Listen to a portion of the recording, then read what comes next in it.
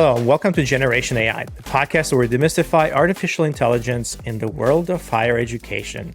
I'm your host, Ardis Kadiu, and joining me today is, as always, insightful co-host JC Bonilla. Hey, JC. I thought you were about to fire me. Like, join me today for the last day. For the last day. JC Bonilla. Hey, everybody. Good to be here. Friday. Still spring, rainy days here in New York. Are you getting like summer vibes? How's it going in your neck of the woods? It is beautiful in here. I woke up this morning, went outside, nice, crispy, 60 degrees. Ah, screw you, man. Had my coffee on the porch. It was great. Coffee on my porch. And then I had to do a podcast, and I'm like, now I have to go talk to JC for half an hour. Everybody, that's a hard life. So, Ardis, we're very sorry for you, my friend. But here we are talking about a podcast. Ardis, what do we have on the podcast porch today? The podcast porch, that's a good one. There's a lot of AI news and AI releases that have happened this week. Two of the big ones, one of them was from OpenAI, and that's the one we're going to focus on today. They released a new model, GPT-4o, and we're going to talk a lot about that. But then there's also the Google Next event where it was all about AI, but there's just too much stuff to fit in this one. So we're going to probably have another episode around Google Next as more information comes out around releases and things like that. But today we're going to be talking about OpenAI announcing, and they had a short event, about 30 minutes or so, less than 30 minutes, but they announced and they showcased some really, really amazing capabilities of the new frontier model called GPT-4o. And the O stands for Omni. And the reason for that is that it's multimodal, right? It's multimodal by design, meaning that it accepts any combination of text, audio, images, and video as inputs, and it can output that the same. So, we've talked about the multimodal models before and kind of how we think about them, but think about how a human thinks and how we perceive the world. We don't have to translate something. When we speak, we automatically can reply back and go back and forth via speech. We don't have to translate it down to text or visual input. So we can communicate with one of our senses or one of the modes. And in this case, that's exactly what's happening here, is that this multimodal models can very quickly take audio as an input and can reply back with audio back and forth. And same thing with video, same thing with images. Text, images, audio, video, right? Those are artifacts of human-like interactions. And what we start seeing with these releases is that the distance, the delta from computational AI-powered solutions to mimicking how we interact reduces. Still not there. However, it's exciting to see that very, very soon, I can use my jazz hands to describe the idea when my words fall short. Or, use case in JC's live every day, it's just so much easier to hand wave the idea than to write it. Or, you know what? It didn't land. Let me just draw you a picture, right? All of us visual learners, that moment in time, like what you can get, let me just get up, and I get up on the board and I chart what I'm thinking about. That right there is a human interaction, and having the ability to do the text, the hand wavy thing, right, or the visual with the graphic is what is being supported. So good for us because we're unlocking those important mediations. Exactly. So what's important about this is that it can accept all of those inputs, and then it can respond in text, audio, and images. So it can now respond in audio. So it doesn't have to output text, and then we convert that text into audio. So what becomes really interesting is that the audio input response, it can respond in as little as 232 milliseconds, which is incredible, right? Because, one of the things that we have talked about before is this idea of AI agents, and we've talked about it through text, but what happens if you're talking to another person? There's a very, very small delay that person is processing that information and responding back to you. And that's usually around that 200 to 300 milliseconds. And they've actually hit that. So the model now GPT-4o can take in audio as you're speaking to it, and it can respond to you in the same amount of time that it would have taken a person to respond. So it doesn't have to convert that. So incredible, and opens up a whole new categories of what we can do with it now, rather than what we had before, where we were converting that to text and back to audio. All right, I get it. So incredible. It's better. Tell me it's cheaper. Is it better and cheaper too? It is. So what's interesting, yes, it's better than the current GPT-4 models, and it's half the price, and the APIs is half the price. So for those of us who are building products on this was incredible because we get a better model, faster. Actually, it's twice as fast and then half the price of it. We incorporated into some of our products the next day, and we're actually using it for our Bolt Discovery feature that we're announcing soon and we're releasing soon. That is basically, we talked about this during 2 episodes ago, but Bolt Discovery, again, is kind of a replacement for search on university websites. And we're using the new models for it already. So now we get double the speed, we bring the cost down, and we get better capabilities for it as well. It's a perfect story. Ardis, how do I access this? So you said API users. Right now, I'm a big user of ChatGPT front end. I don't do API stuff behind the scenes. Seems that you're starting to touch some of it via API, but I want it now. Can I benefit from it?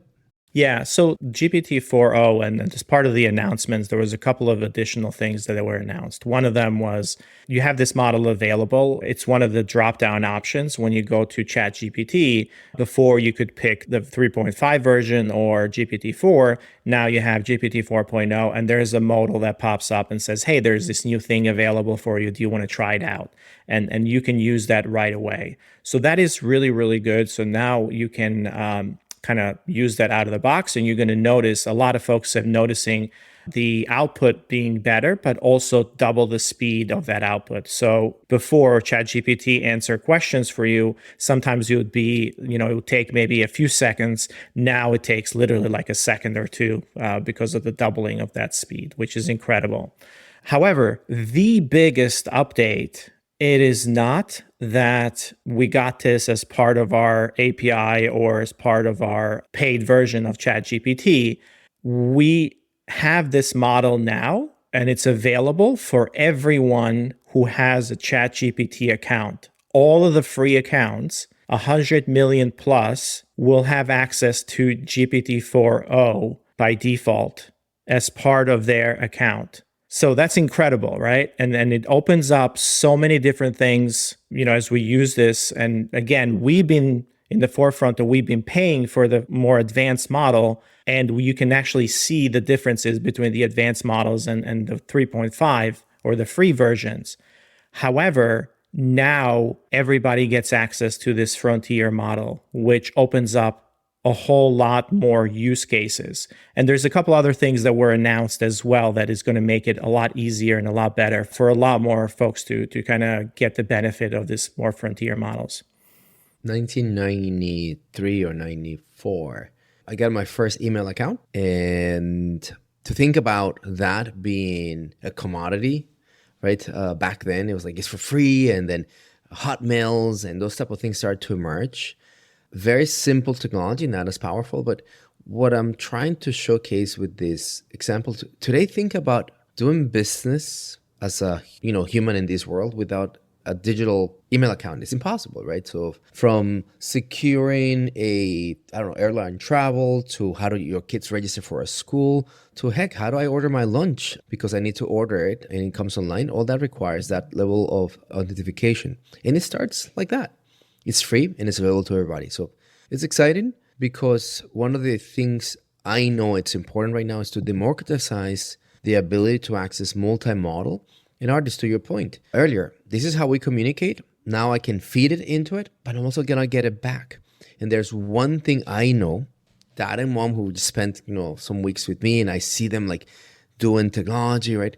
They just don't do typing, but they're high in waivers, right? And they just supplement what they don't have with humanity, and these technologies are shortening that delta. So really, really good, and I'm so happy to hear that it's available to everybody.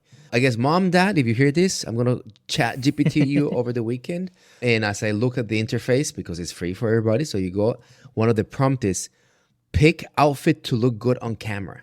So I guess it will take a picture of me, and then it tell me I will look great with this, great sweatshirt that I'm rocking right now. There is actually a video, so let's jump into some of the video stuff really quick. There's a video of someone who's trying to go through an interview. Let's take a look at it. Hey, how's it going? Hey, Rocky. I'm doing great. How about you? I'm awesome. Listen, I got some huge news. Oh, do tell. I'm all ears. Well, in a few minutes, I'm going to be interviewing at OpenAI. Have you heard of them? OpenAI? Huh? Sounds vaguely familiar. Kidding, of course. That's incredible, Rocky. What kind of interview? Well, it's for a software engineering role, but I just need to know, do I look presentable, professional? Well, Rocky, you definitely have the I've been coding all night look down, which could actually work in your favor. Maybe just run a hand through your hair or lean into the mad genius vibe. Your enthusiasm is what's really going to shine through. So very interesting, Ardis. Why did you pick this one? So what you're seeing here, JC, is exactly what you're talking about, is the AI providing, because it has a camera input, it's providing that suggestion for you around your dress code for your interview. Again, it's really, really cool on how that's coming through. It's incredible. One of the videos that I saw in my social media rocking this storytelling for entertainment. So if parents kind of getting together for story time with who do you want to tell this story to? And it's grandparents. Like, I can get my dad to tell a story to my kid, the story they imagine, and they generate the graphics. So, do you believe in screens before going to bed? That's a totally different story. But it's a fascinating aspect of creativity that unlocks at this moment. Literally, I want grandpa, who doesn't live here, to tell me a story about, I don't know, Moses in the Bible, but I want the graphics to be, I don't know, PDF format, right? Or can you just give it to me as a podcast, right? Storytelling narrative, all those happening immediately. Super interesting. Exactly.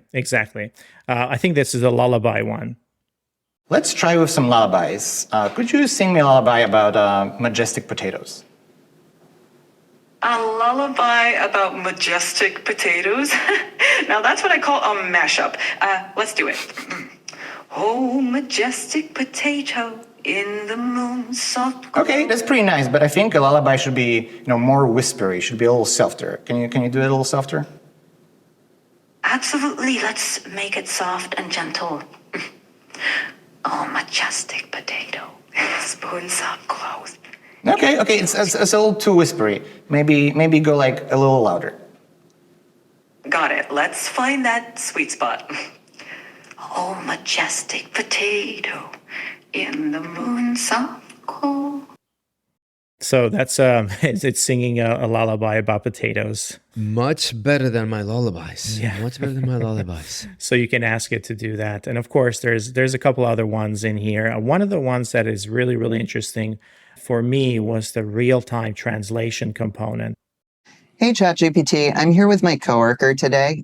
We'd like you to act as our translator for us. So every time I say something in English, can you repeat it back in Spanish? And every time he says something in Spanish, can you repeat it back in English? Sure, I can do that. Let's get this translation train rolling. Hey, how's it been going? Have you been up to anything interesting recently?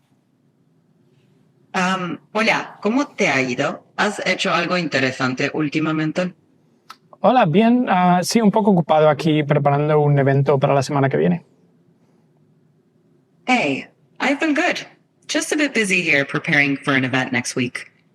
Can you tell me anything about it? That sounds really interesting. ¿Me puedes contar algo sobre eso? Suena realmente interesante. You know what this reminds me of? When I go to Turkey, where my wife is from and her family lives there. So, I've been married for 16 years, 17 years. They still like me because my wife translates. But now I have the potential to really sit down with a family member and have a one-on-one time without the need of a translation. And either I'm not going to be liked anymore, or my relationships will start basically strengthening because I just never had the communication flow. And it's really, really exciting. Ardis, do you want to show one more, or can I ask you a question that I'd love to get your take on this? Yeah, I'm going to show one more. And this one is around a parent sitting down with a child and learning math. So this is Sal Khan and his son. And the input is video. And they're trying to figure out a math problem, and the AI is walking them through that particular math problem. And it's really interesting because this opens up a lot of different possibilities now. I'm here with my son, and I'd love you to tutor him on this math problem, but don't give him the answer. You can ask questions and nudge him in the right direction, but I really want to make sure he understands it himself. And he's here in the room, so you can talk to him directly. Of course, I'd be happy to help. Let's look at the problem together. Can you first identify which sides of the triangle are the opposite, adjacent, and hypotenuse relative to angle alpha? All right, so I'm pretty sure this is the angle alpha right here, right? Perfect. That's correct. Now, looking at the triangle, which side do you think is the hypotenuse? Really, Remember the hypotenuse? I'm not totally sure. I think it might be this one, but I really am not sure. This side AC. You're close. Actually, side AC is called the adjacent side to the angle alpha. The hypotenuse is the longest side of a right triangle and is directly opposite the right angle. Can you find which one is the hypotenuse? Oh, okay, I see.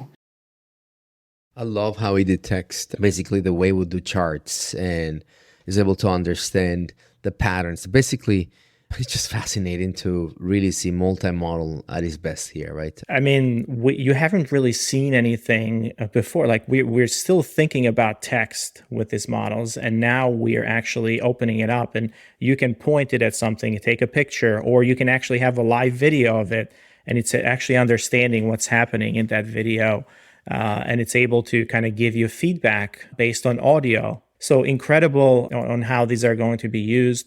So part of what OpenAI also really, announced during their time there was a few other things, right? So they announced the capabilities of these multimodal models are, again, pretty interesting. And the capabilities of this particular model is really interesting because not only can it output text, it can also output some of the things like 3D objects, for example. It can do 3D objects, which is incredible, right? So again, if you haven't looked at it, go to the Hello GPT-4o website on the OpenAI to take a look at some of the use cases that they have together in here. But they did announce that they're releasing a desktop version as well, where ChatGPT is now sitting on your desktop and you can take screenshots of your screen, or very easily you can do copy and paste, or you can kind of take a video of a particular area on your screen. And that would be really interesting because what ends up happening there now, it's much better connected to the model. So it becomes part of your routine without you having to copy and paste things in there as well. Oh, Ardis, I just installed it. It's available. Where did you find it? ChatGPT. I'm literally gave me the option. I'm installing it and I'm about to open it. So ChatGPT desktop version. There you go. In our tech review, I was just able to access it. And here you go, Ardis. Maybe install number 1. Probably not. Look at that. I don't have it available yet. Which actually leads me to my question. And I want to ask you a question that, the answer may be, I don't know, JC, or let me tell you where I think this is going to converge.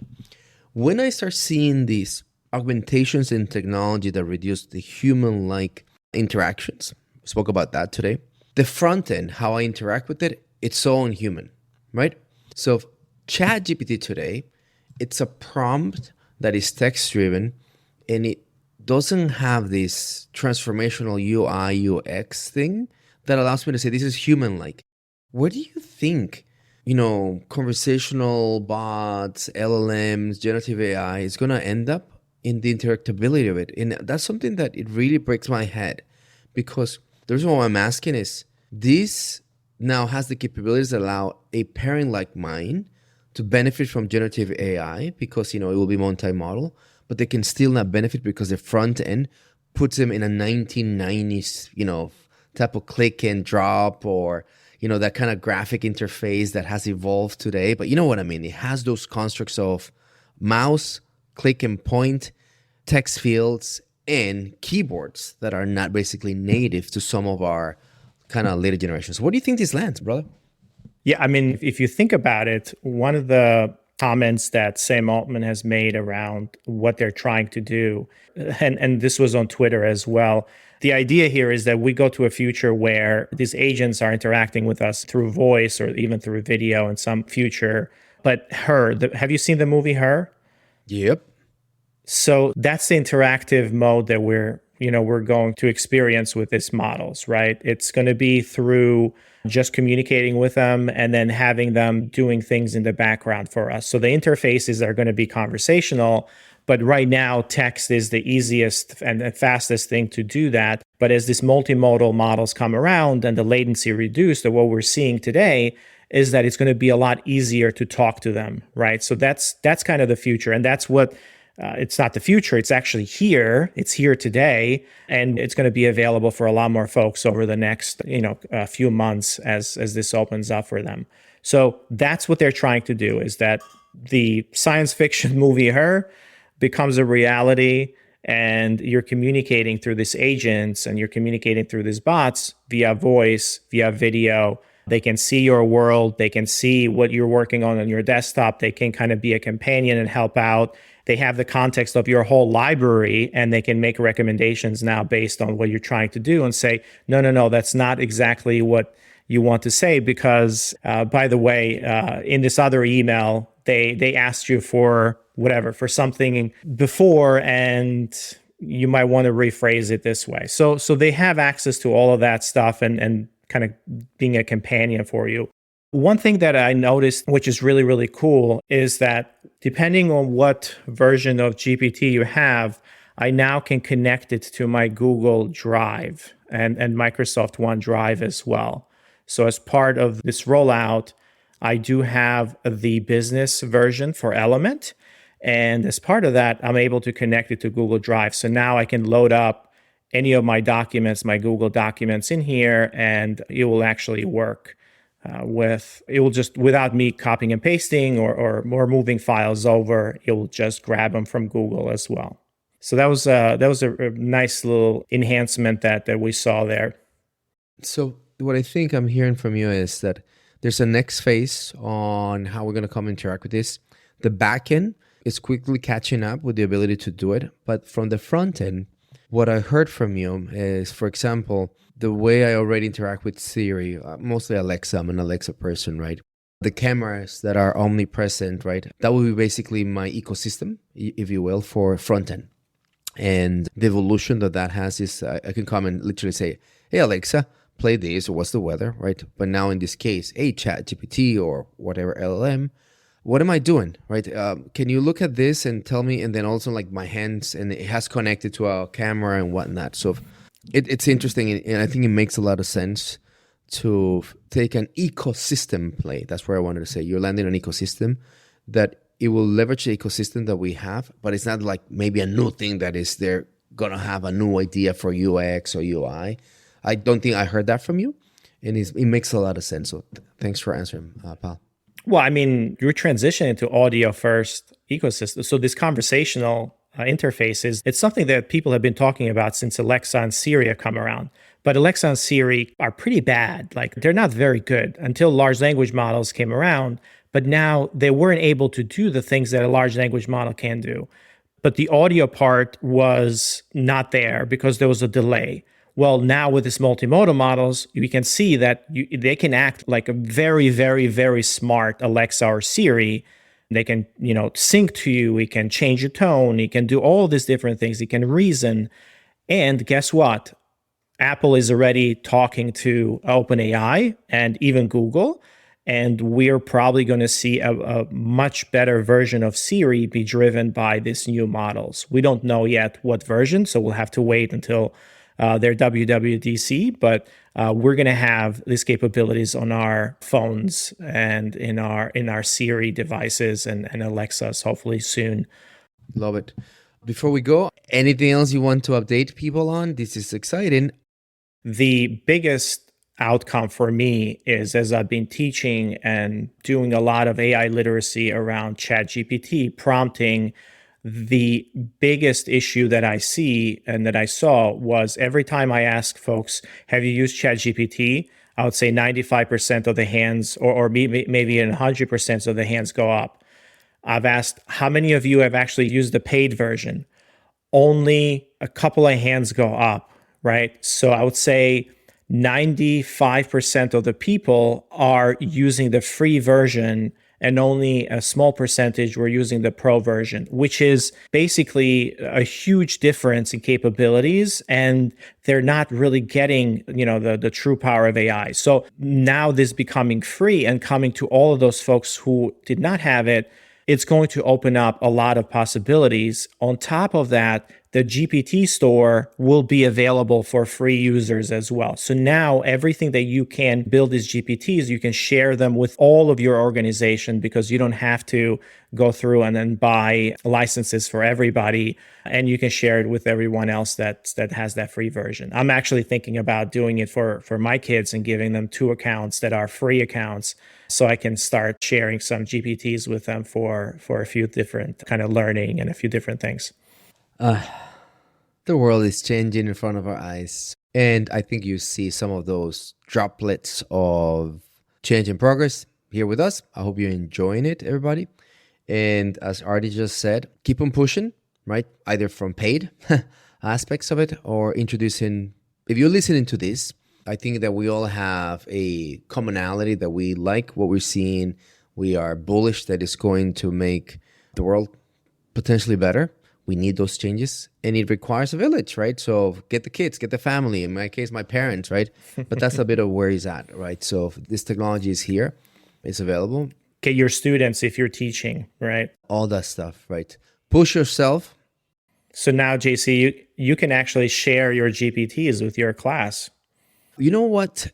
That's a really good idea, because EDA, exploratory data analysis, everybody, forthcoming, EDA ChatGPT, how to build it, because it's basically, and we even did a little bit of data analysis here. It's a scripted thing, but now you can actually put it on. It's a numeric variable, so it's a number, right? So how do you analyze it? Which is how category data is, right? It's very straightforward. Your fault, Ardis. Your fault. You got me excited with that. I know. We're just jumping into another episode right now, so it's my fault. It is.